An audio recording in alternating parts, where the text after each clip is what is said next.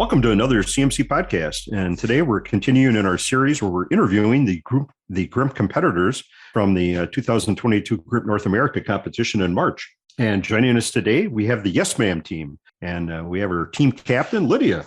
Lydia, do you want to say hi and introduce your team? Hi, I'm Lydia. I'm from Malaysia.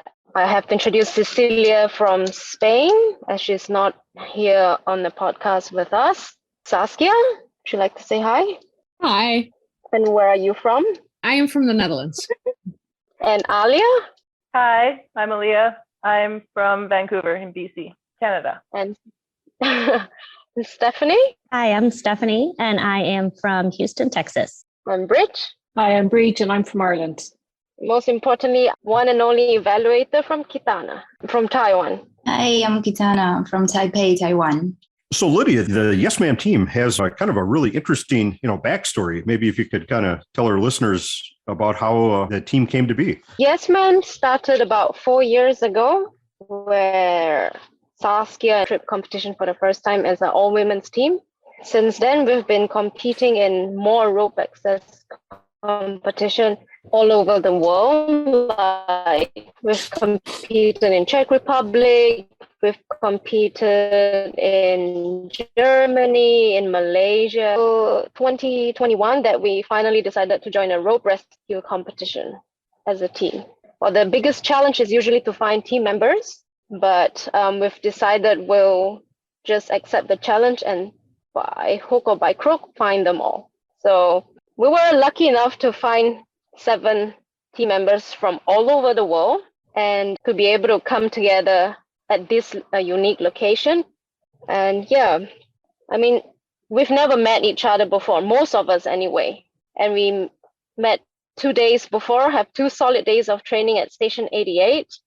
And we work great together. And I'm really, really happy how we function as a team. Yeah, that you definitely you hold the record for the for the most widespread team and the hardest logistics to work together. That as far as getting together to train, that's for sure. Yeah, with internet, everything is possible these days. Yeah, there you go. So we'll kind of dive right into the thing, and you maybe talked a little bit about this, but what got you interested in participating in GRIMP North America? Well, first and foremost, it's a very unique location. Every day that you get to perform a battleship, especially the one in Los Angeles, the location is so special. And ever since the first GRIMP North America, was it 3 years ago now? I was like, I want to be there climbing. And to be able to perform rescues inside the ship itself is not every day that you get the opportunity to practice in such confined space. And that's probably the closest to the real scenario you can find as a training perspective. Excellent. Mm-hmm. So has your team participated in any other competitions? Well, no, as a team, we did not compete before because obviously before the competition, we never met. We're 7 individuals from 7 different countries with different backgrounds, but some of us have competed before. So like Lydia said, Lydia and myself have already competed together in multiple rope access related competitions. I've been a casualty for multiple times for different rope rescue competitions. And I have been also in different rope rescue competitions. So I joined Rope and Rescue in Belgium once. I've joined Lifeline in China. And this time I joined GRIMP North America as a rescuer and not being in the stretcher. Oh, that's excellent. So what did your team do to prepare for the event? Not enough, as we found out. But no, we did it as much as we could. So we had 2 full days training together at Fire Station 88, like Lydia said. It was good that we had 2 days, at least, I think. We had a few Zoom trainings we had a few too. Zoom calls, which Exactly. helped because at least then we knew each other's voices and kind of the way you're thinking about things. And we did discuss like different scenarios and assigned roles. And that was definitely really helpful to do all of that beforehand, because by the time then we got into the precinct, it was like, okay, now we can just train. Like we all know where we're supposed to be. And we're all luckily professional enough that we walked into the situation and took the role, I was pretty happy about that. It made it really easy, and it made it really, like, for what we had, a really smooth transition, I thought. Well, and you each there's varying backgrounds too with your members, right? Yeah. I mean, a lot of us I know a few of us work directly in rope access. So it's actually, like, I guess, just work on ropes. None of us work exclusively rescue, as far as I know. But it's, and we have such a wide variety of people from a wide variety of situations. It made it really, really fun and interesting. Every day was really interesting. There was always something different that was going on. You're like, what? Now there's a baby. What? Now there's another aunt. There's another person. Oh, now there's another person to meet. It was exciting all the time. Oh, that's great then. We'll kind of dive into the scenarios here. So let's start out with room with a view. Oh, yeah, that's me again. Yeah, that's you again. Yeah, we didn't think that one through. This is the one I was with the stretcher, correct? Yeah. Lydia? Yeah. Mm-hmm. Was had to climb up the rope first. Yeah, where we had to pass minimum it on. 40 members. Yeah, so that one I thought was interesting because we didn't make a plan where we had all 14 members that had to climb the rope actually needed on the top, So, like, 2 of our team members had to climb the rope and go right back down, kind of thing. So it was kind of interesting. Also, I was unclear when I went into this one if we needed to rig our own ropes in order to haul things up, or if we could because we couldn't use the ropes on another scenario in order to haul things. So I was like, okay, I need to get rigged immediately, and then I can go to the patient, and then I'll go haul the stretcher up, once the ropes are in.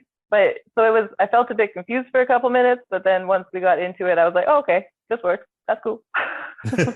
I wasn't planning on going with the stretcher, but it kind of just worked out that way, that's the position I was in. And I thought it went really smooth.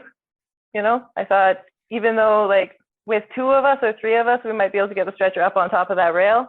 But I was like, with the situation, it was near the end of all of the scenarios. Everybody was very tired. And I was like, trying to get that stretcher up and over the rail isn't the wisest decision. So we went around it instead with the rope protection. I thought it was a good choice for our situation, but I don't know if I would have said that for, I feel like there was a benefit that the men had there where they could just, like, hoist it up on their shoulders, no problem, And, like, I might be able to do that, but I can't do it alone. But yeah, I thought it was really interesting. I thought we were all very smooth about it. We learned that Cece learned that she needs a different crawl on that harness. Doesn't like that crawl. No good. It was cool to see how much we could learn from that scenario, with knowing that everybody works to an extent in rope access, like how quickly we can get up and down, the climbing that we can do, the way to de-rig, like all of it kind of came together really smoothly. And by the end of it, we were all feeling we're like, yeah, that was great. That worked, We got in a good time, despite, having some crawl issues and having some other stuff going on, but it was totally fine. Oh, that's great. Yeah, here you work through the problems and keep going, right? That's it. And that's what we had to do. And it was inevitable, but I don't know if we expected that many problems all the time. So from room with a view, then we'll talk about we'll stay on the top side of the ship here. We'll head over to the stacks. So, yeah. So Lydia, what were your thoughts on the stacks? I love the scenario because it's outside and it's cleaner. Yeah. But it was a really interesting scenario where one has to get across, climb through a hole and pop up the other side. And being the team leader, it was interesting to coordinate everything because, the little walkway there is very narrow. You can only accommodate one person. Well, I crawled underneath Alia to get to the front to see what's going on. And I guess if you're slightly bigger, you won't be able to fit through you can't fit 2 person there. So I suppose in that sense, we were at the better side. We are smaller. But for that scenario, we didn't start off so good. We had our little throw rope across our competitors' line. So we had to quickly, decide, all right, let's send one person down and get it untangled. And then I think Saskia, when she went across, she could not find the entrance or could not find the hook, the big hook, the MGO. I was like, okay, there's nothing I can do here to help you, but you have to keep looking. But well, all in all, I think we recovered well. We didn't start off well, but we recovered well. which I think it's a positive way to finish it. We finish it in time and just in time. But we definitely need to practice more of the sequence of this English reef as a team, because it's a lot of rope management and percent sure of what they're doing, and they need to understand the other person what they're doing too, like that's something we lack practice of, because in particularly this English reef. Okay. That's been one of my questions I've asked all the teams is what type of reef did they use? And that seems to be the most popular was the English reef. So, well, I decided on the English reef because it's safe. It's a lot of work. It's a lot of ropes, but it's the safest one. Like if we were to make a mistake in an English reef, the chances that we recover is a lot bigger than any other reefs. okay. So, yeah. So then you went from the scenic areas above and the room of the view and the stacks to kind of down into the bowels of the ship into the catacombs. Yes, the catacombs was our first scenario. So we walked in there the first day, a lot of jitters, not knowing what to expect. We get down there, we're ready to start. And before we even started, we look over and Cece's like, I forgot one of my gloves. Like, we haven't even started. Well, so we quickly shook off the jitters.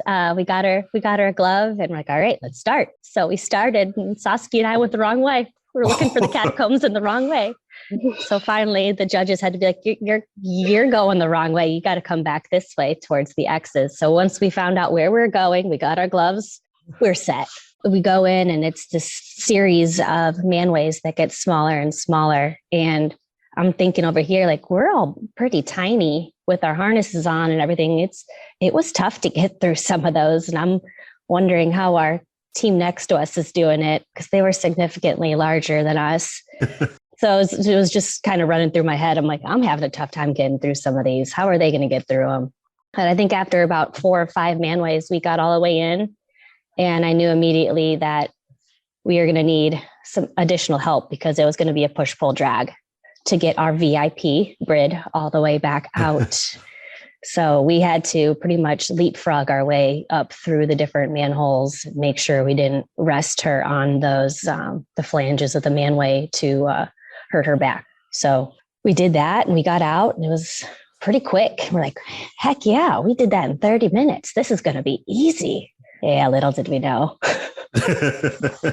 So it was a good first evolution. It got our jitters out and we were ready to go to the next one.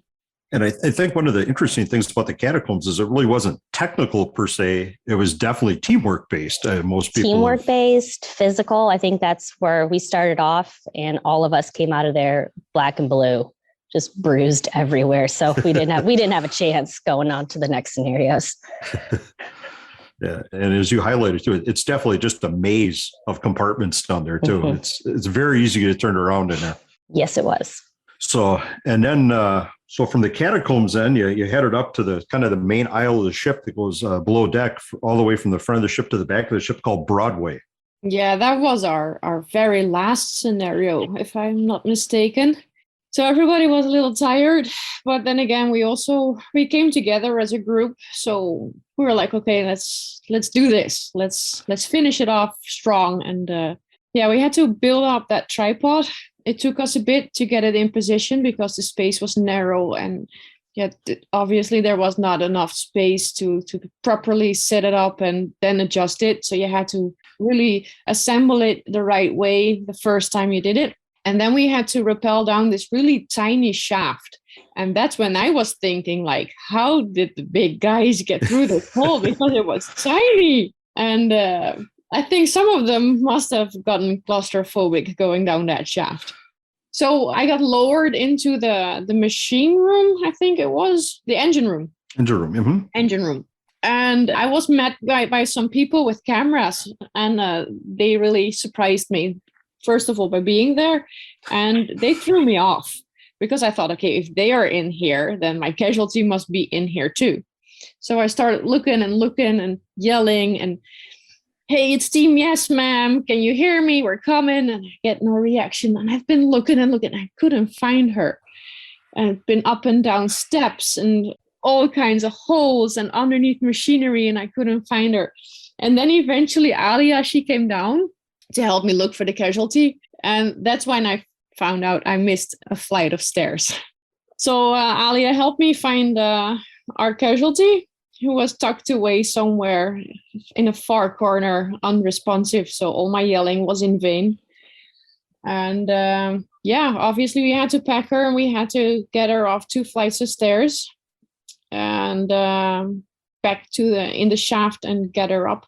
It was challenging. It was a lot of manhandling. So Brid, I hope you recovered from all your bruises. 100%.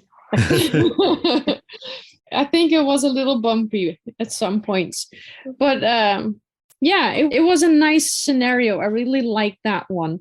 We had to do a little bit of rope works in there. So we had a little rope support going off the stairs. And obviously we had a little hauling to do to get her back up through the shaft. Yeah, the searching took us a little while, but in the end, it was a good scenario to finish off. And we finished on a very high note.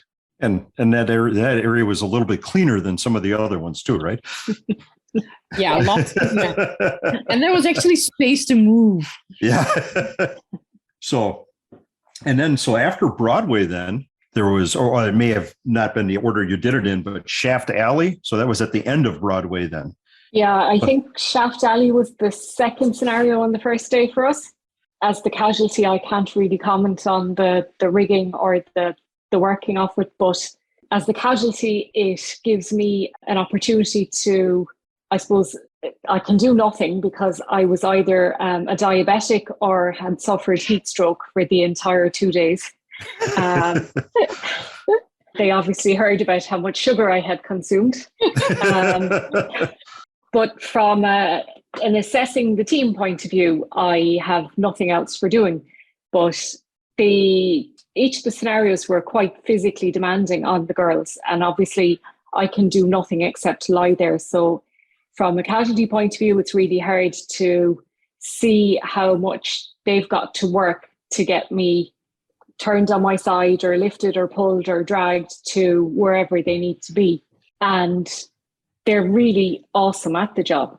For people who had met only in the previous few days, had never trained together, had never worked together, they actually come together really well as a team. I have to say there's several members of the team that possess superhuman strength. How they lifted, maneuvered and manhandled me out of some of those spaces is indescribable, but it worked. And I know we laugh about the bruises and the scrapes, but really there weren't that many given the size of the openings that I had to be pulled and lifted through. So from that side of it, it's really impressive that, we're, as I think maybe Steph had pointed out, we're small people. We were up against teams that were 2 and 3 times our size, and yet we were able to work at and compete alongside them and with no real disadvantage.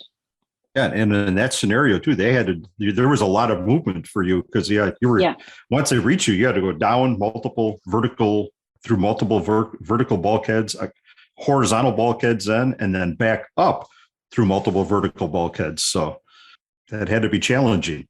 Yeah, well, maybe one of the girls want to comment on their side of it, but yeah, I mean, I can appreciate how hard they've had to work to get me to where I needed to be.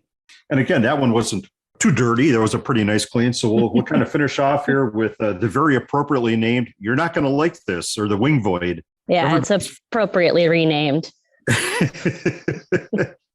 Everybody's favorite, right? Yes. So this was our second prop of the first day. So we came from the Catacombs and we came in feeling really good about ourselves. And we come in and we're told we're going in a confined space. We're like, okay, we got this confined space. Check the permit, check air. If the fan turns off, we know what to do. So we get in the confined space and I'm going in first. You go over and then I look down, I'm like, okay, I got a level change. Well, I get down that level change. I look over, I'm like, oh, I have another level change. I look down, I'm like, I can't even see the bottom of this one. And it just keeps getting darker and darker and dirtier and dirtier. And it was bad. I just keep calling, like, we need more rope. We need more rope. So we finally get down to to Brid, and she's laying in there's just dirty water at the bottom of the ship. We're like, oh, this is not going to go well. I've never been that dirty in my life, and I don't think my gear is ever coming clean. So we had to package her up. We had to move her through two small manways, and Saskia was down there to help me because there was a lot of manhandling that went on down there. And then we had to skated her up the ladder, using that as some support, and then getting that patient all the way up the first ascent, and then deviate over to the next ascent. And then she had to go over horizontally. And then Saskia, I think you ended up climbing the rope, and I was climbing for half of it. And we came out of there. And when I came out of the hole at the end, Lydia asked me if I had lost a tooth. And I was like, I mean, was I that intense in there that I didn't realize I lost a tooth? No, I was so dirty that my teeth were blacked out. Just to give you an idea of how dirty it was. I've washed that shirt, I think, twice, and it's not coming out. And now I'm just going to wear that shirt as a badge of honor with how dirty it is. But I can say that we did not give up on that one. That was tough. That brought us back down pretty hard, but we kept going. We did not stop, and we wanted to see it finished. So very, very, very proud of how we all worked through the difficulties that we faced, but we did it. Yeah, exactly. And that is a very, very tough scenario, because when as you mentioned, when you go through that first horizontal hatch, you have no idea where you're going or where the victim is. It was way down there. Yeah. It's just one nasty surprise after another, right? Yes, you did good on that one. You guys really did a good job on that. And I think this kind of works out nice because Kitana, you were actually the team evaluator in the other wing void scenario. I was in with the A flight with your flight, but then Kitana was on the B flight with the other wing void. So maybe, why do you think some scenarios were challenging for some teams and more straightforward for others? I can see some teams are very experienced and they know very clear that what's the most important things. For example, like to get to the victim as soon as possible. So in some very good team, you can see one team member without doing any other things, just straight run to the victim, like maybe 7 or 8 minutes to get there. Okay, that's very fast. Mm-hmm. And some teams, even they don't need too much talk to each other, but everyone already know what they should do, as if they were very well trained. Some teams, they are a little bit worried because in a dark and confined space, and even when they talk to each other, they cannot see each other. And also there are some noise of the fan. Yeah. So you can see some difference between every team. Yeah, and then I would imagine too, having a confined space background versus a rope access background versus a rescue in different scenarios, that plays out differently, correct? Mm. So what do you think the best takeaway was from the event for all of you? Most importantly, we found out what works and what doesn't work, and how we should work as a team, because we definitely cannot compete in terms of brute strength with the other teams. But we did figure out different type of techniques that work for us. For example, instead of 2-person hauling on a 3-to-1 on both ropes, we can have 2-person hauling on one set of rope on 3-to-1, and the other one, the other rope just tensioning on that one. Say the team leader can just take up the slack on that rope. Mm-hmm. And that worked out pretty well for us. Yeah. What else did we learn? I think we learned most of all that we can actually function as a team and do it really well. Yeah, that too. With just 2 days of training. Yeah, what I found out too is background. And we've been in trees.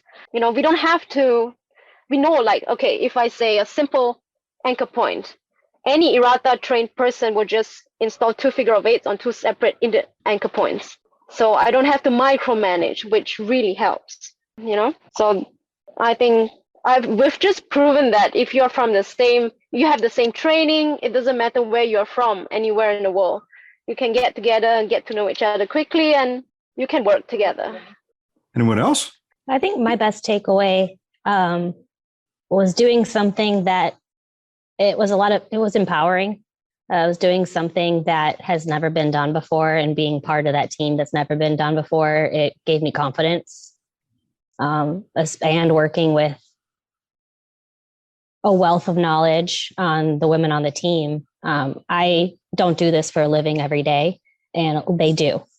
So I was just soaking up all the information and the techniques that we were working through every single day. And I think I came out of this competition a completely different rescue technician. And there's nothing else that would have gotten me to this level other than GRIMP. So I think just in growth as my skill set and knowing what I'm capable of now was absolutely amazing. Very nice. I also feel like coming away, like a good takeaway from the competition is just knowing that we're starting something that like future generations will be able to, like, it'll be a lot easier for them just to walk into it. You know, it'll be more normal to see women on every team. You know, you'll see them doing all kinds of things because it's possible. You know, that's something like, as much as I learned that when I was growing up, it's something that I feel like it needs to be pushed for. You know, it doesn't matter who you are, it doesn't matter how big you are. You know, if you do the job and you do it well, you can do it. Of course you can. I was always told, if you want to do something, look for someone that looks like you doing that. And in this case, there wasn't somebody doing that looked like me. So we are now the female team that is doing the rope rescue competitions. So now other people have someone to look up to. And because we're all so diverse, it's opened up so many different doors, you know? Yes. When we started it and we got actually accepted to the competition, I was very excited and I was very anxious as well, because I was like, okay, this can go two ways. It can either be fantastic or it can really suck big time. And the same with the support. So I was like, okay, people can embrace it. Like, it's fantastic that women are putting themselves out there, or they can be very negative, like women shouldn't be doing this. And from the first day that we set foot on the competition as a team, we were embraced and we were celebrated, and it was amazing. Yeah, the level of support we got from everywhere online, on all our social media, and particularly at the battleship over those 3 days was incredible. Well, that's great. I mean, everyone had so much respect for you as a team because, like I say, you had everything working against you, from not meeting until 2 days before and only having 2 days to train together. And you did such an awesome job. I mean, I think you really wowed everyone there. Everyone was so impressed with the team. I think we wowed ourselves as well. Yes. That's true. Yes. Yeah, so kind of along the same lines, is there anything, or is there something at the event that you learned that you're going to be able to use on the job, after the competition? Mine's going to be confidence. It wasn't a technical skill. Because we know it wasn't climbing rope. That's something I'm going to have to learn after the competition. But definitely the confidence is what I'm going to take off and bring with me to my jobs. That's great. Yeah, sometimes those soft skills, those soft things are more important than some of the technical skills. So, would you recommend participating in an event like GRIMP or such as GRIMP to any other teams? It's a great opportunity to. These competitions are the best training you can get for real existing emergency situations. You have to deal with the stress. You have to deal with an unknown situation. And sometimes you have to deal with crew members you don't know very well, because that is, in the end, the reality. Sometimes you end up with the teammates that you don't know what they're capable of. So training-wise, it's absolutely a thing to recommend. Bring money. And it can be a life-changing event. Anyone else? So is there anything that anyone else would like to comment on or talk about? I think building on what Saskia was saying is I did not expect going into GRIMP that I'd come out with 6 new best friends. And it might be sounding cheesy, so sorry about that, but it's truth.